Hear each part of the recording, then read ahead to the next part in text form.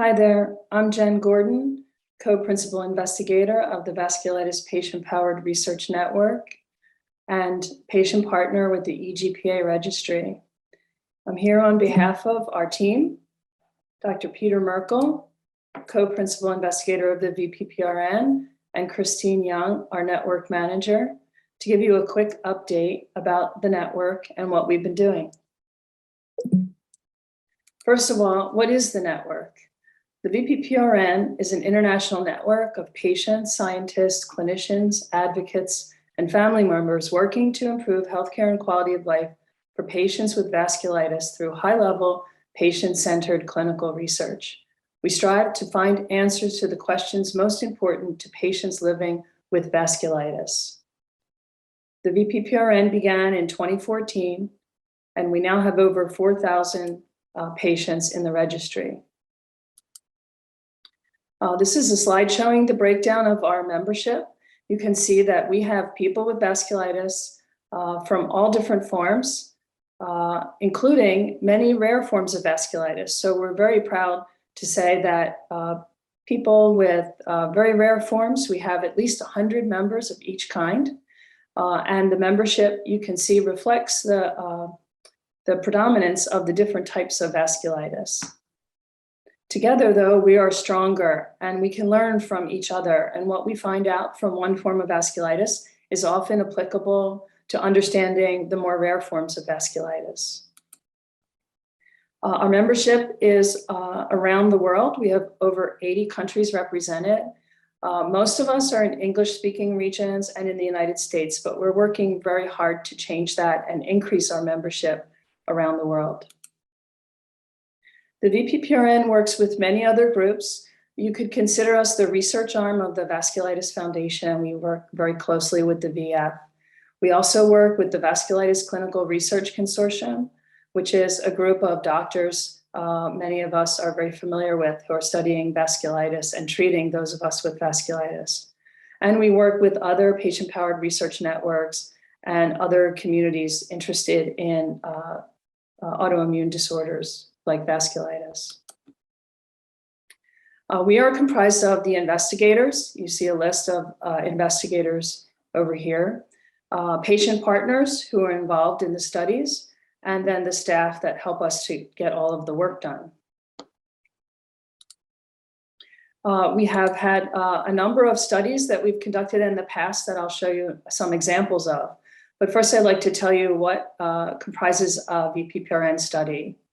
It's very important that there are two characteristics for every study. The first is that it asks a research question that is important to people affected by vasculitis, or that it's patient-centered research. And the second is that it includes significant patient engagement in all aspects of the research. This means that patient partners like myself are involved in all the steps to conduct the research from beginning to end. Here is a screenshot of some recent VPPRN studies. Those of you that are in the VPPRN may recognize these and may have participated. We did a study called VascWork a few years ago and VascStin. These have been published. Healthy Minds and Healthy You concluded recently. And we also did several studies during the COVID-19 pandemic. Here's a slide of some current and future studies that are being conducted right now. VascStrong, this is studying bone health in vasculitis. Some of you may remember this one.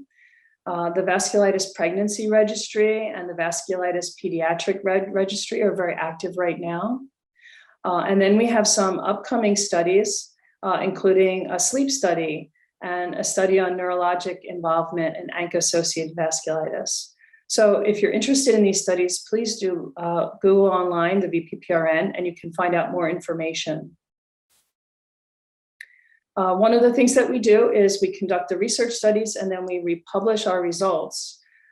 This is an example of a publication on the journey to diagnosis, or what we call the journey.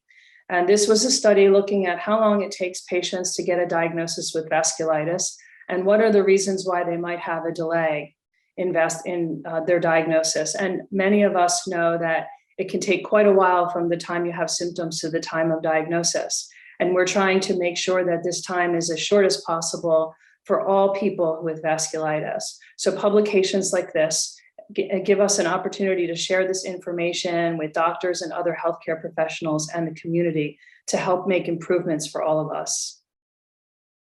Here's another study. We did several during COVID-19 pandemic to understand what the impact of the pandemic was on the people living with vasculitis. And we're planning a follow-up study on this to see how things have changed. We ask you to fill out forms every 6 months to give information about how each of us is doing to put into the registry. And I want to show you some results from the most recent forms that we completed in July. You may have gotten an email like this. If you're in the VPPRN, you may recognize this. It takes about 10 minutes to fill out the information every 6 months. And by putting this information in the registry, this is how we power research. So for those of you who contributed, thank you very much. And for those of you who have not yet joined the registry, I hope that you will do so soon. We have a breakdown here of the female to male ratio of people who answered the 6-month survey in July. And you can see we have a ratio of 3 to 1 of female to male. This is not because women get vasculitis more often than men, but it's because men are underrepresented in our registry. So for you guys out there, please, we really need your data. Encourage all the guys to join and contribute their information to make the registry strong. Here's an age breakdown of participants. You can see that many of us are in the 50 to 70 age bracket.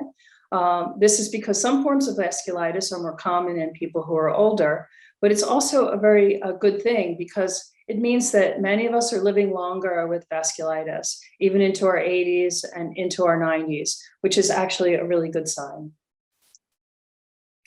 So we asked the question, how are your symptoms over the past 28 days? And here are the results on a scale from 0 to 10.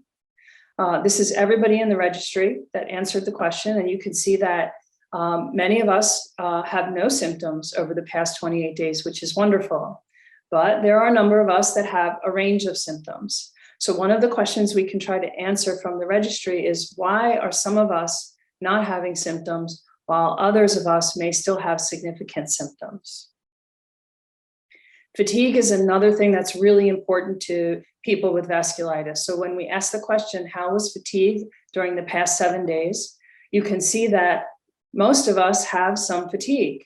Some of us have quite a bit of fatigue, but there are some people who are not having as much fatigue. What can we learn about the people who are not having fatigue compared to those of us with a lot of fatigue to understand what we can do to manage fatigue? This is a really hard question. Many of the treatments that we use for vasculitis don't seem to affect fatigue. This is a really, really important question for people with vasculitis. As I mentioned, pain is another one. Here's a snapshot from 0 to 10 of what everybody answered about their pain. And the good news is that many of us are not having pain, 25%. So this is the category I'd like to be in. So what can we learn about people that are experiencing pain and those of us that are not experiencing pain? Does this have to do with the type of vasculitis, the type of treatment that we're on, prior damage from before we started treatment?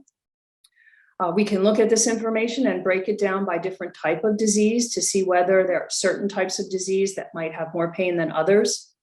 And this is how we can learn from each other. And then also very important, who's had a disease flare in the past 6 months? Here we can see 65% of us said we did not have a disease flare, which is great.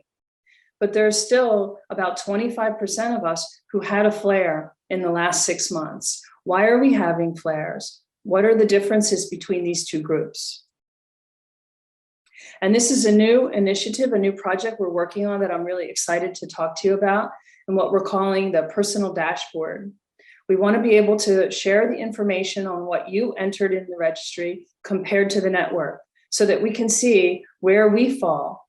In other words, where is my pain level compared to the VPPRN? Here would be symptoms compared to across the registry, pain on average, fatigue, and then how does this compare to other people with, say, my form of vasculitis? We want to be able to share this information so those of us that are entering information in will be able to collect and share out what the difference is between how we compare to the registry and how we compare within our own type of vasculitis, so we can learn from each other. There are a number of other questions that we want to ask. Questions about, say, prednisone. How many of us are on prednisone? How much prednisone are we taking? Does this differ depending on the type of vasculitis that we have? What kind of medications are we using? How many of us are using biologics? How many of us are using rituximab? What about new therapies? How many of us are using the newer treatments that have been approved? And we're really interested to study more about patient-reported outcomes and quality of life. These are the issues that are most important to patients with vasculitis. So how can you participate in research? By joining the VPPRN, this gives you the opportunity to take part in the research that I described, and also to enter your data so that we can share back with you how you're doing compared to others in the registry. It's our registry and it's our data that leads to new research. And this new research leads to better understanding and better treatments for vasculitis. So if you're not a member, please consider joining the VPPRN today. And help future generations living with vasculitis by sharing your individual patient experience.